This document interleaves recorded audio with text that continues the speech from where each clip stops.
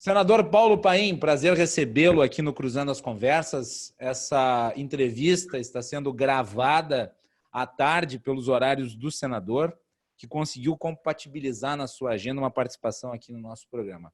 Bem-vindo, senador. Prazer falar com o senhor. Prazer é nosso falar com você, Guilherme, sobre esses temas que estão preocupando o país todo e está em debate no Congresso Nacional, né? Tanto a PEC emergencial como o auxílio emergencial, que no primeiro momento atendeu até 70 milhões de pessoas, mais ou menos, né? E agora parece que vai ser a metade. Então, a preocupação é muito grande sobre esses temas relacionados à crise que o país passa, tanto da pandemia como a questão econômica, naturalmente. Senador, vamos falar sobre a PEC emergencial, que está sendo discutida já há algum tempo. Ela ficou a ver navios durante um período e agora se retomou a discussão de uma maneira muito forte. Ontem circulou um texto, que seria o texto prévio, que seria protocolado, e eu vi o noticiário relativo ao que estava constante na peça e, dentre outras medidas que estariam ali incluídas, estaria o fim do piso para gastos em saúde e educação. O senhor chegou a ter acesso ao conteúdo? Qual que é a sua avaliação em relação a esse tipo de ação? E se, de fato, estiver contido lá um tipo de ação como essa, tem viabilidade de ser aprovado? O Senado Federal votaria a favor disso? Olha, a pergunta que mais me fizeram no dia de hoje. Porque a gente não tem segurança se ele vai manter essa posição como está circulando, né? Eu tenho tomado nota, está circulando uma minuta no relatório da PEC emergencial, enfim, que fala nesse que nós chamamos um ataque à educação e à saúde. No momento como esse, em que a pandemia está aí, nós estamos no estado de guerra, o inimigo invisível, o Rio Grande do Sul, que é o nosso estado, grande parte dele com bandeira preta já, né? Como é que chama? O colapso nos hospitais já é meio geral, não é num ou outro estado, quase em todos os estados, a maioria, pelo menos, só fala em colapso.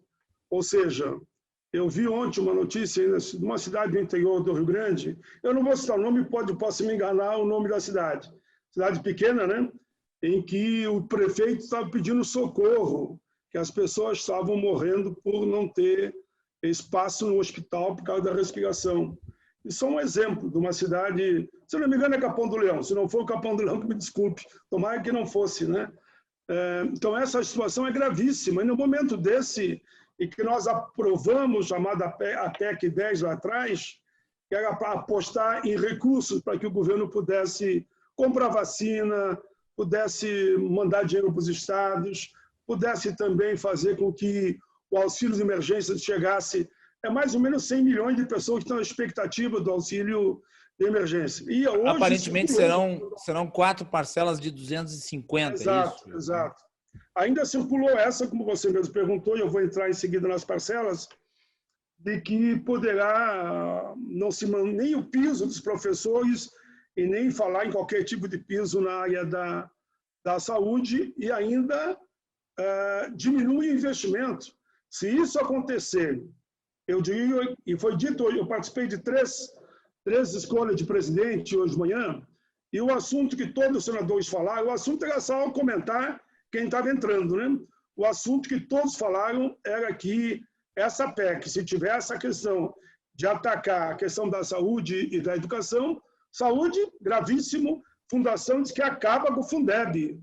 Fundeb que foi uma luta de todo o povo brasileiro quase, foi uma pressão muito grande, tanto que foi aprovado praticamente por unanimidade. Mas quando ele vai nessa linha, né, que prevê a revogação dos pisos de educação e saúde, obrigando o Estado o mínimo investimento, ele ataca o Fundeb. É inaceitável. Por isso que eu respondendo direto, se tiver assim, eu não acredito que passe. Existem já centenas de emendas para extrair, os senadores estão preparando, né, eu estou preparando, e vamos até o Supremo Tribunal Federal, né, a intenção nossa de entrarmos com uma ação no Supremo, precavendo já essa questão do ataque à educação e à saúde. Um aspecto que me chama a atenção no texto é uma das mudanças relativas a forma com que o auxílio emergencial vai ser tratado, ele seria feito por crédito extraordinário e, portanto, ficando fora do teto de gastos. O que ficaria com que ele se mantivesse fora da meta de déficit primário da LDO e da regra de ouro. O que o senhor acha disso? Eu não vejo, como eu digo, como nós temos um estado de guerra e nós já conseguimos com o estado de calamidade assegurar que o governo poderia gastar, nós, nesse momento, quando a vida está em xeque, as pessoas estão morrendo aos milhares e milhares no nosso país, né? Sim, com a pandemia crescendo. E vem crescendo. A média é 1.000 por dia, né? Olha onde nós estamos. Temos só nós e os Estados Unidos como os países onde mais morrem. E tem aí chamado agora o vírus 2, vírus 3, e se alastra cada vez mais. Eu já ouvi notícias, uma foi do governador do estado, e não tem problema por que não citar, onde ele disse que os piores dias são para vir. Ora, se os próximos 30 dias vão ser os piores, que venha esse auxílio de emergência por medida provisória, mas venha logo. Eu queria que fosse R$600, mas tudo indica que vai ficar entre 300 e 250. Mas aqui no Congresso há uma boa vontade, eu diria, independente da questão ideológica ou partidária, praticamente por unanimidade, para que o auxílio de emergência venha com rapidez. As pessoas estão morrendo ou com Mas vírus, o Congresso Nacional é a favor do valor de 250 ou pode elevar? Porque quando o governo apresentou a ideia original do auxílio emergencial, eram 3 parcelas de R$200 e o Congresso fez elevar o patamar para 600. Isso pode acontecer de novo? A tendência no Senado é ele pode mandar medida provisória porque ele é senhor dessa vontade, né? Qualquer presidente da República abaixa a medida que ele quiser, até de 100, 200, 300, 400, R$500. Se ele mandar de 300, é bem provável que o Congresso vai aumentar o valor. Se mandar 250, pior ainda. A tendência no Congresso é assegurar um auxílio de emergência maior que os 300 que atualmente ele está falando. Bom, se vai ser 600 ou 500, não sei, mas a vontade é que seja um valor. O ideal seria fosse o salário mínimo, né? Mas como não foi possível, que seja pelo menos os 600. E isso tem viabilidade financeira? Quer dizer, a União pode bancar? Porque, inegavelmente, representa um gasto, né? Ano passado, na casa de 50 bilhões. Claro que com a possibilidade de gastar, se gasta, mas a questão é o efeito que isso tem na economia no longo prazo. Olha, eu sempre digo o seguinte, a vida não tem preço, né? Os Estados Unidos, querendo ou não, é uma referência, eles preveem que poderão gastar até 7 trilhões de dólares. No Brasil, eu não vou nem vou falar em dólares, só se convertido no Brasil, se ela tiver 5,35, pegando por baixo, seria 35 trilhões. Nós não gastamos nem 3, nós estamos em 2 e pouco. Então, o Congresso, quando ele aprova aquela PEC, a PEC 10, ele abriu para o governo a possibilidade. Bom, a repercussão da economia depois. Por exemplo, se tivéssemos comprado a vacina, que ficamos nos amarrando, né? E essa atrapalhada toda, se tivesse vacina, nós estávamos com muito mais segurança, voltando ao trabalho e não precisavam auxílio de emergência. O exemplo mais claro que chega para mim é o de Israel, onde mais da metade da população já foi vacinada e, consequentemente, eles estão retornando quase à normalidade. Aliás, ontem o Brasil foi muito grande por não apostar nas vacinas. Ontem o primeiro-ministro da Grã-Bretanha, o Boris Johnson, conservador, aliás, anunciou os primeiros números positivos dos efeitos da vacinação em massa no Reino Unido, que já atinge 17 milhões de pessoas, e aparentemente o governo britânico prevê que haverá o fim de todas as medidas de restrição a partir de junho. Esse foi o nosso grande erro, que você dá esse exemplo aí. O governo vê que a questão da vacina não é ideológica, longe disso. Tanto Benjamin Netanyahu quanto Boris Johnson são conservadores. Claro, claro, e nós não temos problema nenhum de falar o nome deles, e até elogiá-los, tanto um como o outro, né? E lamentar que no Brasil, que é também um governo conservador, quando lá fora, em outros países, os governos conservadores, conservador é o termo só, porque eu não sou desse de ficar dizer quem é de extrema-direita, extrema-esquerda, não é muito a minha lógica, né? Acertam, por que o Brasil não foi na mesma linha Tá essa bagunça, essa esculhambação, e nós estamos praticamente congelando as vacinas. Eu tenho um dado, que até vou falar no plenário hoje, que diz que se continuar nessa forma que está sendo no Brasil, está sujeito, nós ia demorar 4 anos, quando que a maioria dos países vão terminar esse ano, no máximo ano que vem, de vacinar toda a população. Não dá para continuar com essa forma. O governo tem, por exemplo, tem que fazer rapidamente, é que eu falo hoje no plenário sobre isso, uma campanha pela vacina. Fazer campanha, rádio, TV, jornal, pago, não pago, tem que fazer. Convencer a população que todos têm que se vacinar. Só que quando ele convence a população, tem que ter a vacina, né? Então tem que ser, como é que chama, uma via que você caminha de mãozada. A vacina, por um lado, e, consequentemente, a campanha para o pessoal poder aceitar e parar com essa história de negar a vacina. Senador, vamos voltar aqui para a PEC emergencial, que é o tema central da nossa conversa. O presidente do Senado, Rodrigo Pacheco, acabou de dar uma declaração falando que o texto do relator, o senador Márcio Bittar, vai ser amadurecido na discussão com os líderes partidários. Eu lhe pergunto, qual que é o sentido da palavra amadurecido? Qual que é a interpretação que o senhor faz desse termo? A interpretação, exatamente, eu conheço bem o presidente do Senado, Rodrigo Pacheco, vocês todos sabem que o bloco de oposição votou com ele.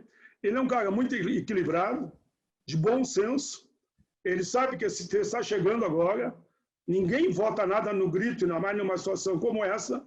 Quando ele fala de desamadurecimento, ele está dizendo que o texto será melhorado pelos senhores senadores. Ele quer dizer, com certeza, o texto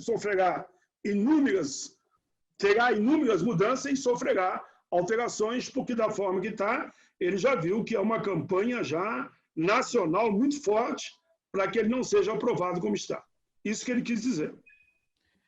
E o governo hoje, qual que é o grau de mobilização para ver aprovado o texto? Porque o governo tem batido muito a cabeça em relação a esses assuntos.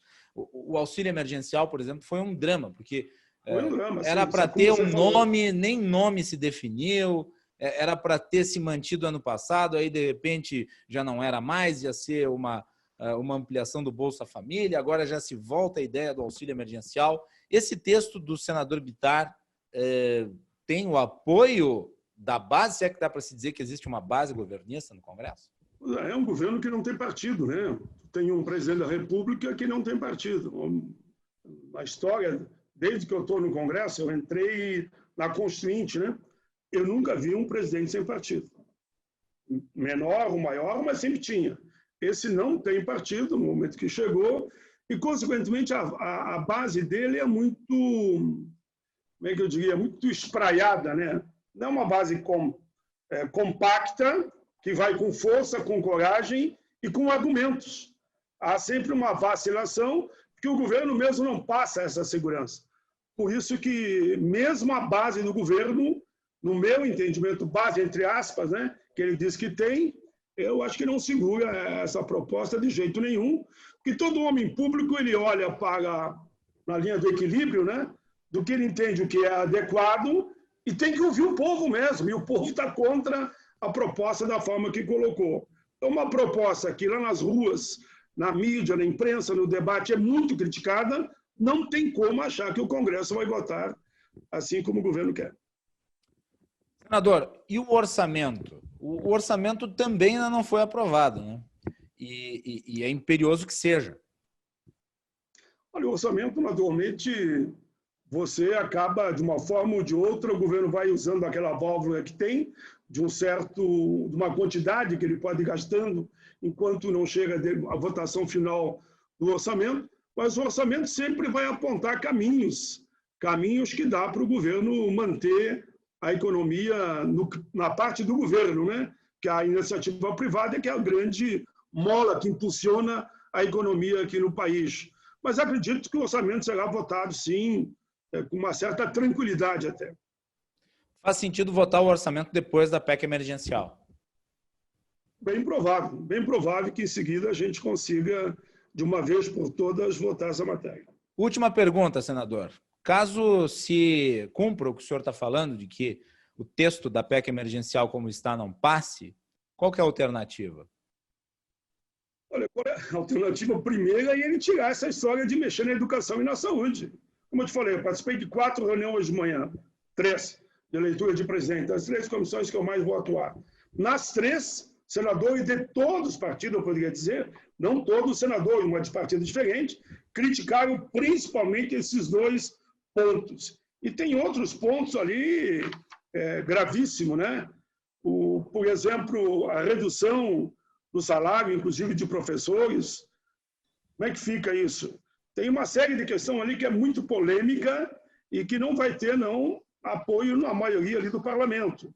Quanto ao orçamento em si da União, a forma como nós atuamos, e que eu já falava, nós demos espaço para que o governo pudesse fazer os investimentos necessários para a retomada da economia, mas levando em primeiro lugar vacina, auxílio para as micro, pequenas e médias empresas, o Pronamp, nós já aprovamos 3 recursos para o Pronamp, que é para ajudar as pequenas e médias.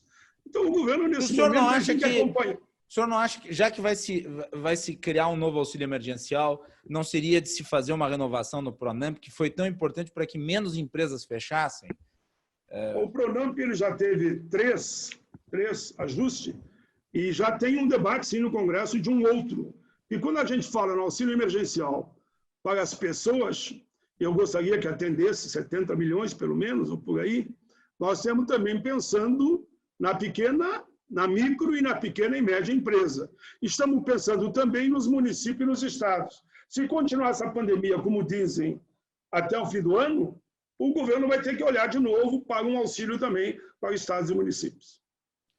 Muito bem. Senador Paim, eu gostaria de lhe agradecer muito essa participação no dia bastante corrido, porque dia em que está se analisando o texto da PEC emergencial, e lhe agradecer pela disponibilidade e lhe deixar com a última palavra. Muito obrigado.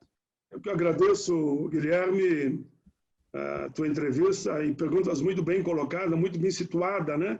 Dentro da crise nacional, econômica, questão da saúde e os auxílios que nós temos que, de fato, assegurar para o nosso povo. Muito obrigado à RDC TV, estarei sempre à disposição.